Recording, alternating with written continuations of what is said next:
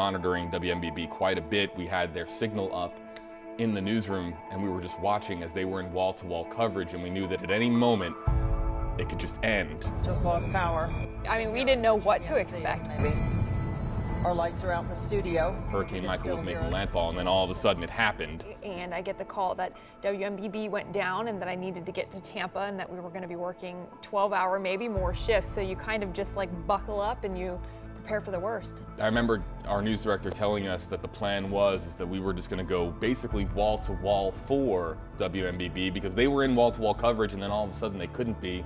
I remember seeing the cell phone video of them in the basement because portions of their studio at WMBB in Panama City, they had flooded out. And when the first images started to come in, I think our hearts sank. I remember looking at you and our eyes were both watery because they were bad. We knew they were going to be bad, but they were horrible. We realized that digital was the way to go. Yeah, we knew if there was any way they were going to watch us, it was going to be their cell phone, and likely Facebook Live was what we were doing. We were streaming to Facebook Live and their website. Yeah.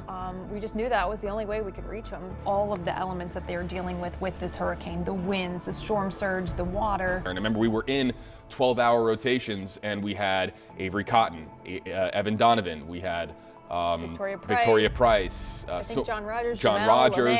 Yep. We were shocked to see the devastation. And then you can kind of answer to then how we got the viewers involved. Right. We were able to take the Hurricane Hunter aerial imagery and just start looking up particular neighborhoods. And then on Facebook Live, people started punching in their own addresses. And we said, okay, somebody needs our help. Somebody wants us to look up their particular address. These are people who had fled the Panhandle. So all of a sudden, we're looking up particular houses, and we're showing to people, and we are revealing to people what had actually happened to this street or this neighborhood or this community or this exact house live on stream. And it was a surreal experience being able to reveal to some people who were joining us on Facebook Live what had actually happened to their home. We spent hours upon hours, days upon days, just being engrossed in what was happening there. And then, then they got back up on the air. And I remember when they got back up in the air and did their first newscast, and they were in chairs like this in their parking lot, and they were sharing a microphone. And when they all had tears in their eyes because they were sharing their experiences of how horrible the night it had been and what everyone had been through. And then again, we were so emotional just seeing them for the first time. It was happy, it was tears because they had been through a lot. I just felt very rewarded, and I felt very connected to them, and also kind of a camaraderie because we've been there, we've lived through hurricanes, and I know they would do the same for us, so it was very rewarding.